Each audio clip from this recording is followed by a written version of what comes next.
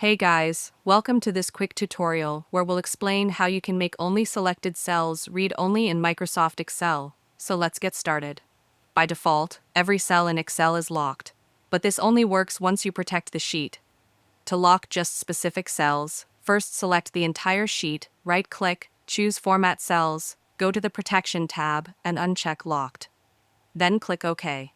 Next, hold down the Control key and select the cells or columns you want to make read only.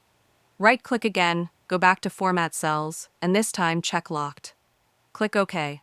Now go to the Review tab, click Protect Sheet, and set a password if you want. Once protection is applied, only those selected cells will be read only, while the rest of the sheet remains editable. If you need to make changes later, simply return to the Review tab, click Unprotect Sheet, and enter your password. This is a great way to protect formulas or important data while letting others edit the rest of the sheet. And that's it. If you found this video helpful, consider giving it a like and subscribe.